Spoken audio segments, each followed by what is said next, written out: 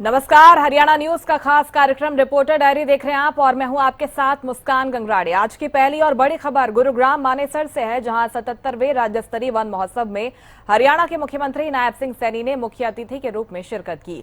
वहीं आगामी शिवरात्रि और स्वतंत्रता दिवस को लेकर खुफिया एजेंसियों से मिले इनपुट के बाद पानीपत रेलवे जंक्शन पर सुरक्षा कड़ी कर दी गई है। उधर कैथल पुलिस ने पुंडरी और बाता क्षेत्र में हुई चोरी की वारदातों में वांछित आरोपी को पुलिस मुठभेड़ के बाद गिरफ्तार कर लिया।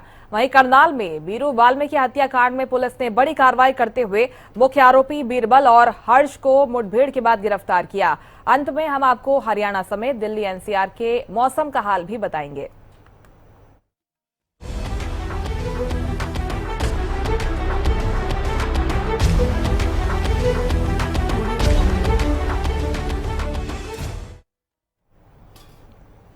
मानेसर में 77वें राज्य स्तरीय वन महोत्सव का आयोजन किया गया, जिसमें हरियाणा के मुख्यमंत्री नायब सिंह सैनी ने मुख्य अतिथि के रूप में शिरकत की।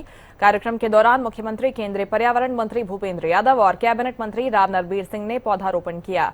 सीएम सैनी ने एक पेड़ मां के नाम अभियान के तहत प्रदेशवासियों से पौधे लगाने की अपील की और कहा कि एक वृक्ष लगाना 10 संतानों के बराबर पुण्य का काम है। उन्होंने यह भी घोषणा की कि प्रदेश के सभी 90 विधानसभाओं में वन महोत्सव के कार्यक्रम आयोजित किए जाएंगे।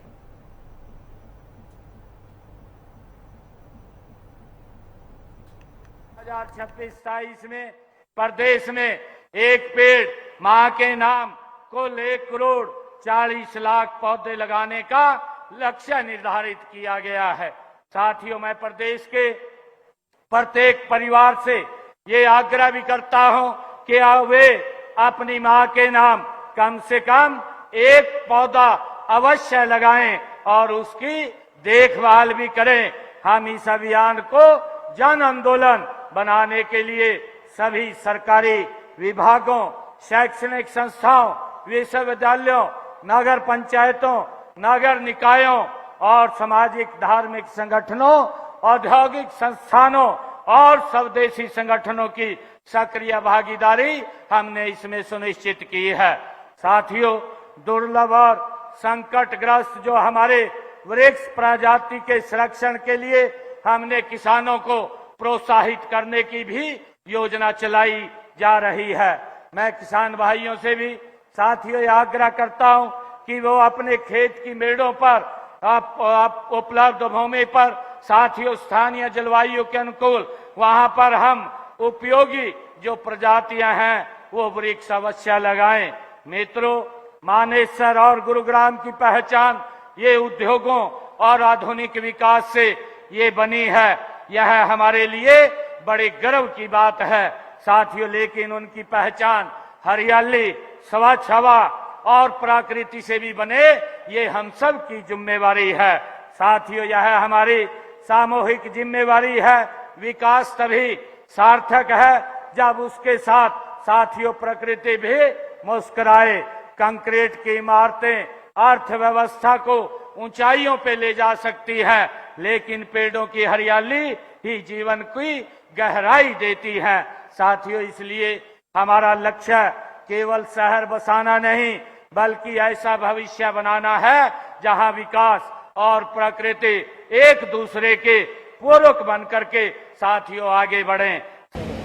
हरियाणा के मुख्यमंत्री नायब सिंह सैनी का आज गुरुग्राम दौरा था। इस दौरे के साथ साथ हरियाणा के मुख्यमंत्री ने 77वें वन महोत्सव कार्यक्रम में मुख्य अतिथि के रूप में शिरकत की। गुरुग्राम के मानेसर में ये प्रोग्राम आयोजित किया गया था, जहां पर हरियाणा के मुख्यमंत्री नायब सिंह सैनी, केंद्रीय पर्यावरण मंत्री भूपेंद्र यादव, हरियाणा के पर्यावरण मंत्री राव नरबीर सिंह समेत गुरुग्राम विधायक और सोना विधायक मौजूद रहे और वहां पर एक पेड़ मां के नाम कार्यक्रम के तहत पौधारोपण किया और साथ ही साथ गुरुग्राम से हरित हरियाणा की शुरुआत की गई। इतना ही नहीं, आज हरियाणा की जनता को संबोधन देते हुए हरियाणा के मुख्यमंत्री ने अपील की, एक पौधा हर एक व्यक्ति जरूर लगाएं, जिससे कि आने वाले पीढ़ी के लिए बेहतर पर्यावरण मिल सके। क्योंकि आए दिन दिल्ली एनसीआर की जो आबोहवा है काफी प्रदूषित और काफी जहरीली होती जा रही है और इसी मुहिम में युवाओं के साथ साथ स्कूली बच्चों से भी आह्वान किया है वो ना सिर्फ एक पौधा लगाएं बल्कि उस पौधे का पालन पोषण करें, जिससे कि लोगों को बेहतर आबो हवा मिल सके। गुरुग्राम से कैमरामैन राहुल के साथ संजय राठौर। आगामी शिवरात्रि और स्वतंत्रता दिवस को लेकर खुफिया एजेंसियों से मिले इनपुट के बाद पानीपत रेलवे जंक्शन पर सुरक्षा कड़ी कर दी गई है। शुक्रवार को मधुबन से पहुंची डॉग स्क्वाड और बम निरोधक दस्ते की टीम ने जीआरपी और आरपीएफ पुलिस के साथ मिलकर जंक्शन परिसर, पार्किंग, टिकट हॉल और विश्राम गृह का बारीकी से निरीक्षण किया। सघन जांच अभियान के दौरान यात्रियों के सामान और लावारिस वस्तुओं की गहनता से चेकिंग की गई। जीआरपी थाना प्रभारी ने बताया कि सुरक्षा के मद्देनजर स्टेशन पर गश्त बढ़ा दी गई है और यात्रियों से किसी भी संदिग्ध वस्तु की सूचना तुरंत रेलवे पुलिस को देने की अपील की गई है।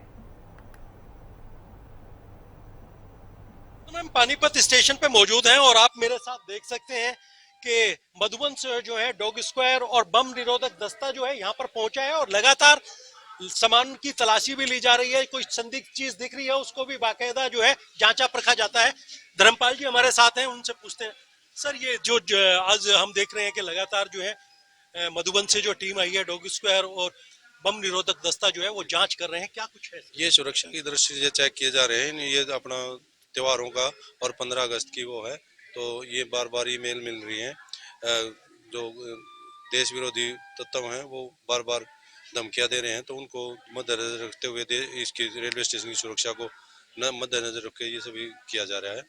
डॉग स्क्वाड और बम डिस्पोजल की टीमें हमारे पास आई हुई हैं जो पूरे स्टेशन को चेक करके और यहाँ से फायर करेंगे। कुछ इस तरीके का देखने को मिला है सर सुरक्षा के मद्देनजर? कुछ हमने देखा है कि जवान भी बड़े हैं, जीआरपीएफ के हों या आरपीएफ के हों, तो लगातार ड्यूटी भी दोनों टीमें लगातार ड्यूटियां कर रही हैं और आने जाने वाली गाड़ियों को भी चेक किया जा रहा है। तो जिस तरीके की आज टीम पहुंची है सर, किस तरीके, कब से आप लगे हुए हैं और क्या क्या देख रहे हैं, क्या कुछ? ये लगातार 1 अक्टूबर से ये लगातार चला हुआ है। इसमें अब ये जो देश के विरोधी तत्व है ना, इनको ये सुरक्षा को खतरे में करने के लिए ये करते हैं, तो उनकी सुरक्षा, अपने जन माल की सुरक्षा के लिए ये सब चेकिंग की जा रही है। सर, हमारे चैनल के माध्यम से जो आम जो राहगीर हैं जो यहाँ पे आते हैं, जो ट्रेन से सफर करते हैं, कोई ऐसी संदिग्ध वस्तु देखते हैं, क्या वो अपील करेंगे कि वो... हम सभी से ये अपील करेंगे, आम जनता से भी, कोई भी संदिग्ध चीज आपको नजर आती है तो पुलिस को तुरंत बताएंगे और उसको छेड़े ना, और तुरंत उसको पुलिस आगामी कार्रवाई अमल में लाएगी। देखिए, ये थे हमारे साथ धर्मपाल जी। और सबसे बड़ी बात ये है कि लगातार पुलिस के साथ साथ, रेलवे पुलिस के साथ साथ तमाम जो है जीआरपी के जवान भी दिख रहे हैं और मधुबन से जिस तरीके से जो है तमाम टीमें आई है, जांच कर रही हैं, कोई भी संदिग्ध चीज होती है उसको देख रहे हैं। विश्राम गृह था, उसकी भी चेकिंग की है। तो ये आप अंदाजा लगाएं कि सुरक्षा को लेकर, क्योंकि कावड़ का भी समय है और 15 अगस्त भी नजदीक है, तो उसको मद्देनजर जो है तमाम सुरक्षा के जो है पुख्ता इंतजाम किए जा रहे हैं और लगातार जो है हर चीज को बड़ी बारीकियत से परखा जा रहा है। जितेंद्र शर्मा, हरियाणा न्यूज, पानीपत। इस समय पानीपत स्टेशन। कैथल पुलिस ने पुंडरी और बाता क्षेत्र में हुई चोरी की वारदातों में वांछित आरोपी को पुलिस मुठभेड़ के बाद गिरफ्तार कर लिया। वहीं सीआईए कलायत की टीम के साथ हुई मुठभेड़ में आरोपी के बाएं पैर में गोली लगी है, जिसके बाद उसे गिरफ्तार कर उपचार के लिए नागरिक अस्पताल में भर्ती करवाया गया। घटना की जानकारी देते हुए डीएसपी सुशील प्रकाश ने बताया कि सीआईए कलायत प्रभारी एएसआई मनीष कुमार के नेतृत्व में पुलिस टीम रात के समय गश्त कर रही थी। इसी दौरान एक वांछित आरोपी अवैध पिस्टल के साथ बाता चौशाला रोड से गिरफ्तार किया गया है। उसके कब्जे से एक अवैध पिस्टल और एक कारतूस भी बरामद किया गया है। कैथल पुलिस को बड़ी सफलता हाथ लगी है। पिछले दिनों पंडूरी और बाता क्षेत्र में हुई चोरी की घटना का जो मुख्य आरोपी है उसको पकड़ लिया गया। आपको बता दें कि बीती रात पुलिस मुठभेड़ भी हुई है और इस मुठभेड़ में उस आरोपी की पैर में गोली भी लगी है। इसके बाद उसको नागरिक अस्पताल में भर्ती भी कराया गया और इसकी पूरी जानकारी देते हुए मनीष कुमार ने बताया कि एएसआई जी के नेतृत्व में जो रात में पुलिस गश्ती की टीम निकली थी, पुलिस गश्ती जैसे ही चल रही थी, इस दौरान उस आरोपी, वांछित आरोपी को संदिग्ध हालात में पकड़ा गया। उन पर जो है पुलिस की पहले से ही शक थी, जिसके बाद पुलिस ने उनको पकड़ा और पकड़ने के बाद पुलिस के साथ जब वो पकड़ा गया तो वो भागने का प्रयास कर रहा था। इस बीच मुठभेड़ भी हुई। मुठभेड़ के दौरान पुलिस को जो है गोली भी चलानी पड़ी, जिससे उनके पैर में गोली लगी। गोली लगने के बाद उनको पकड़ा भी गया और उसके बाद उनको नागरिक अस्पताल में भर्ती कराया गया। आपको बता दें कि उनके पास से जो है अवैध पिस्तौल भी बरामद हुए हैं और सारी चीजें बरामद कर ली गई है और उसके बाद उनको पूरी निगरानी में रखी गई है और फिलहाल इलाज जारी है और इलाज के बाद उनको फिर उसके बाद आगे की जो है कार्रवाई की जाएगी। तो कुल मिलाकर कैथल पुलिस को एक बड़ी सफलता हाथ लगी है। कैमरामैन दीनदयाल के साथ मैं शशि शेखर, हरियाणा।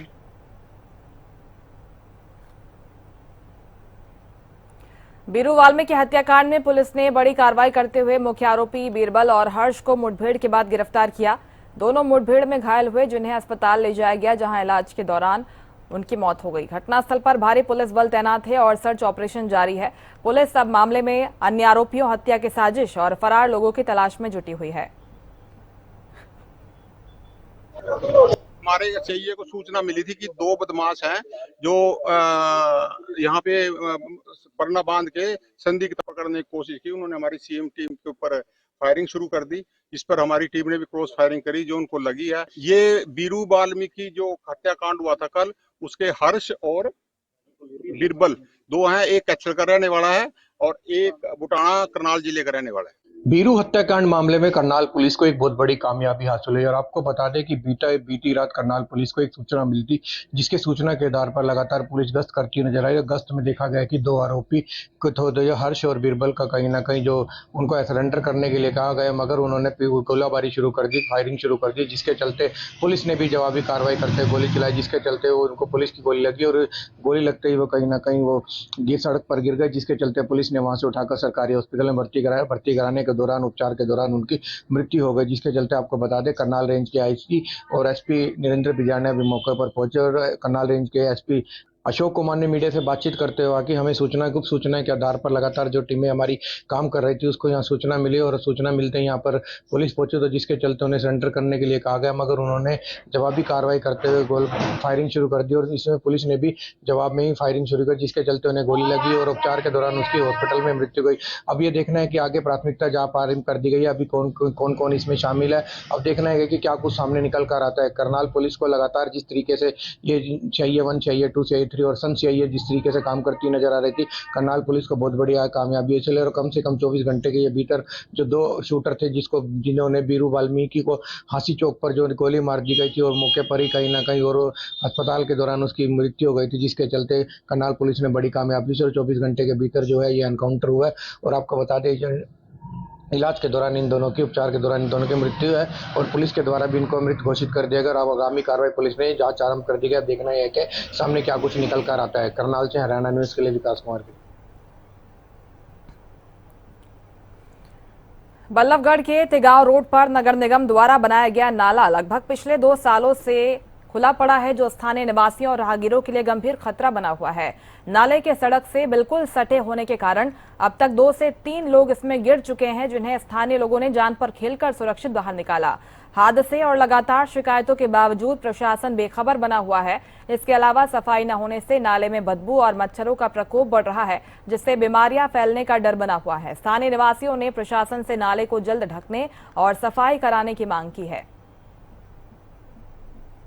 इस समय मौजूद हैं बल्लभगढ़ के तिगांव रोड पर और नगर निगम की बड़ी लापरवाही और खामी यहाँ पर देखने के लिए मिल रही है। और आप देख सकते हैं यहाँ पर जो नाला है किस तरीके से खुला हुआ है, लोगों के लिए एक बड़ी आफत और कहा जा सकता है कि मौत का मुंह जो है यहाँ पर खुला हुआ छोड़ा गया है। कहीं ना कहीं लोगों के लिए एक बड़ी जो खतरनाक चीज़ है यहाँ पर खुली हुई है। तो आपको बता दें पहले भी इस नाले में कुछ लोग गिरे हैं, जिसको मुश्किलों से लोगों ने बचाया है। लोग हमारे साथ मौजूद हैं, उनसे बात करेंगे।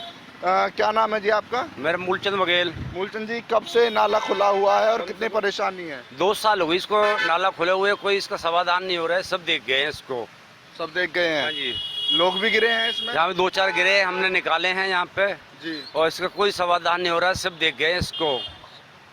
कितनी खतरनाक है, कितना गहरा है और कितना मतलब लोगों के लिए मौत का मुंह खुला हुआ है। कम से कम ये 25 फुट गहरा है, इसमें गिरे पीछे कोई इसमें निकल नहीं सकता है। अच्छा, हाँ जी, पहले लोग गिरे हैं? हाँ, 2-4 गिर गए हैं छोटे वाले में, इसमें हमने निकाले हैं और उनको बचा लिया है हमने।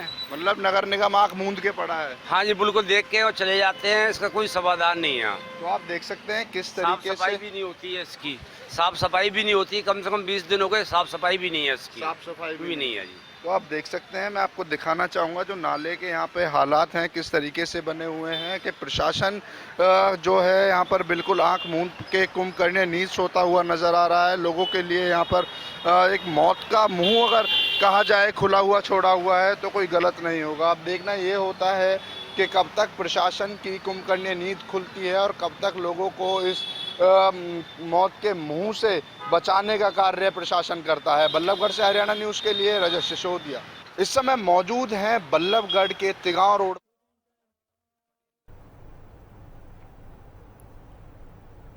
हरियाणा में मानसून एक्टिव हो गया है। प्रदेश के 10 जिलों में बारिश का अलर्ट जारी किया गया है। दक्षिणी और पूर्वी जिलों में तेज बारिश के आसार हैं। हालांकि बारिश के कारण तापमान में भारी गिरावट दर्ज की गई है, लेकिन जलभराव के कारण लोगों को परेशानियों का सामना करना पड़ रहा है।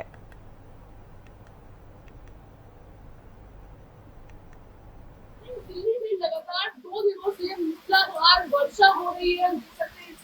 लगातार सुबह से ही, आज सुबह की अगर बात करते हैं तो आज सुबह से ही लगातार जोरदार वर्षा हो रही है, जिस वजह से राहत भरी सांस दिल्ली वासी ले सकते हैं, क्योंकि उम्मस भरी गर्मियों से राहत दिल्ली वासियों को जरूर मिल रही है इस वर्षा के वजह से। और लगातार विगत 2 दिनों से मूसलाधार वर्षा राजधानी दिल्ली में होती हुई नजर आ रही है, जिस वजह से लोग इस मौसम का आनंद, मौसम का लुत्फ उठा सकते हैं। मगर एक परेशानी जरूर हो जाती है कि जब भी ऐसा मौसम होता है तो एक परेशानी वो है जल भराव, जल जमाव जैसी परेशानी, क्योंकि सुबह से यानी 2 दिनों से मूसलाधार वर्षा हो रही है, जिस कारण अगर आज सुबह की ट्रैफिक की बात करते हैं तो काफी जल भराव, जल जमाव जैसी परेशानी की वजह से आवाजाही में लोगों को दिक्कत हो रही है।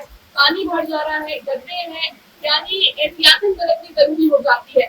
मगर मौसम की बात कीजिए तो काफी सुहावना राजधानी दिल्ली का मौसम हो गया है और विगत कुछ दिनों तक इसी प्रकार का जो मौसम है वो राजधानी दिल्ली में बना रहेगा। हालांकि अगर अलर्ट की बात करते तो मौसम विभाग के द्वारा ऑरेंज अलर्ट भी राजधानी दिल्ली में जारी कर दिया गया है। दिल्ली से हरियाणा न्यूज़ के लिए अपराध। इस समय मौजूद हूं गुरुग्राम के पटेल नगर इलाके में, जहां तस्वीरें आप साफ तौर पर देख सकते हैं। बरसात के बाद हुए जलभराव की वजह से पहली बार नहीं, हर बरसात में गुरुग्राम के पटेल नगर इलाके में इस तरीके का जलभराव होता है। तमाम जो लोग हैं वो इस जलभराव की वजह से परेशान होते हैं। मेरे साथ कुछ लोग हैं, मैं उन्हीं से बात कर लेता हूँ। सबसे पहले एक बार अपना नाम बता दीजिए। बेगराज नाम है। कितनी परेशानी हो रही है इस पानी की? दादी स्कूटर बंदों को बूढ़ा आदमी, देखो क्या हालात है, पूरा डूबे पड़ा गुड़गांव। ये पहली बार यहाँ के हालात है या हर बरसात में इस तरीके? हर साल होता है ऐसे ही, कभी थोड़ा बहुत कम, कभी बढ़ती, पूरा यही होता है। क्या प्रशासन कोई काम नहीं कर रहा? कुछ ना, बस कहने के। अब देख लो आपके सामने ये हालात, कई साल होते हैं ऐसा काम हो रहा, कब का सही कर देंगे, कोई ना कोई पूछे। अब ये स्कूटर बंदों को बूढ़ा आदमी, बताओ कहाँ जाओ। हाँ, तो बिल्कुल तमाम जो राहगीर हैं वो कहीं ना कहीं परेशान होते हुए नजर आ रहे हैं। जहां तक तस्वीरें आप देखेंगे वहां इस तरीके का जो आलम है वो बना हुआ है। ना सिर्फ इसको जलभराव कहेंगे बल्कि बरसाती पानी का सैलाब इसको कहा जा सकता है। और तमाम जो लोग हैं इस पानी का शिकार हो रहे हैं। आप देख सकते हैं जो 2 व्हीलर हैं वो भी कहीं ना कहीं इस बरसाती पानी के अंदर खराब होते हुए नजर आ रहे हैं। तस्वीरें साफ तौर पर देख सकते हैं, तमाम जो 2 व्हीलर हैं वो यहाँ पर गिर गए। और ऐसे में पहली बार नहीं है, हर बरसात में पटेल नगर इलाके का यही हाल होता है। तमाम जो लोग हैं इस परेशानी की वजह से जूझते हैं और कहीं ना कहीं जद्दोजहद इस 2 व्हीलर निकालने में भी लोगों को हो रही है। और दूसरी तरफ वाहन आप देखेंगे तो वो वाहन भी कहीं ना कहीं पूरा पानी के अंदर घुसा है। और ऐसे में लोगों को परेशानी उठानी पड़ती है। जो अधिकारी दावे और वादे करते हैं कि हर बरसात में गुरुग्राम की सड़कों पर जलभराव नहीं होगा, लेकिन उसके बावजूद भी जलभराव होता है और लोगों को परेशानी उठानी पड़ती है। ये गुरुग्राम का पटेल नगर इलाका है जहां पर ये हालात बने हुए हैं। तो वहीं पर दिल्ली जयपुर हाईवे की बात करें, झाड़सा रोड की बात करें तो वहां पर भी इस तरीके के जो हालात हैं वो बने हुए हैं, क्योंकि प्रशासन दावे करता है ना कि काम करता है। कागजों में जरूर कार्य होते हैं लेकिन धरातल पर तस्वीरें कुछ और ही बयां करती हुई नजर आ रही है। जिन अधिकारियों के ऊपर गुरुग्राम की जिम्मेदारी है वो अपने कार्यालय में बैठकर बड़ी बड़ी दावे वाली बातें करते हैं और लोगों को परेशानी उठानी पड़ती है। गुरुग्राम से कैमरामैन राहुल के साथ संजय राठौर। हरियाणा की तस्वीरें हैं, गुरुग्राम की तस्वीरें हैं, जहां पर हर बार जलभराव के कारण लोग परेशान होते हैं। उसी तरह से अधिकारी हर बार दावे करते हैं इस बार जलभराव नहीं होगा, तैयारियां पूरी हैं, लेकिन आधे घंटे की बारिश में इंदाबो की पोल खुल जाती है। आने वाले दिनों के लिए भी अलर्ट जारी किया गया है। पूरी तरह से अब हरियाणा में मानसून एक्टिव हो गया है। 10 जिलों में बारिश का अलर्ट जारी किया गया है। दक्षिणी और पूर्वी जिलों में तेज बारिश के आसार हैं। तापमान में इस बारिश के चलते गिरावट दर्ज की जा रही है, लेकिन सड़कों पर जल भराव के कारण आने जाने वाले लोग किस तरह से परेशान हो रहे हैं, ये भी आप देखिए। ट्रैफिक व्यवस्था सीधे तौर पर प्रभावित हुई है, आवागमन में लोगों को दिक्कतें हो रही हैं, घंटों लोगों को जाम में खड़ा रहना पड़ रहा है। दिल्ली एनसीआर में कल से हो रही बरसात के बाद एक बार फिर गुरुग्राम शर्मसार होता हुआ नजर आ रहा है। ये तस्वीर आप देख सकते हैं गुरुग्राम के झाड़सा रोड की है, जहां पर तस्वीरें साफ तौर पर देख सकते हैं। पूरी सड़क जो है बरसाती पानी से सैलाब में तब्दील हो गई है और लोगों को परेशानी उठानी पड़ रही है।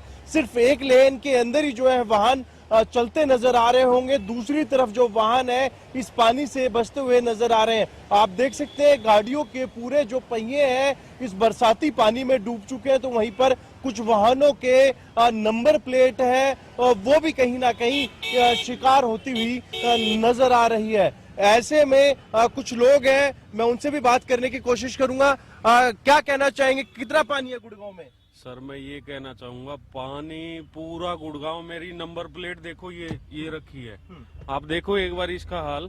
पूरी गाड़ी में अंदर, मैं रास्ते में पीछे से आ रहा था, काफी गाड़ियां भी रास्ते में खड़ी हुई हैं, बुरा हाल है गुड़गांव का। मैं तो सरकार से एक ही अनुरोध करता हूं कि ये कोई सरकार नहीं है जो यहाँ का बिल्कुल ही काम नहीं कर पा रहा है। मतलब ये क्या सीन है, आप देख पा रहे हो ना, आप कितनी मुश्किल से पानी में खड़े हो। पहली बार नहीं है, हर बरसात में यही हाल होता है। हर बरसात में गुड़गांव का बहुत बुरा हाल है। प्रशासन दावे करता है कि हर बरसात में जल भराव नहीं होगा।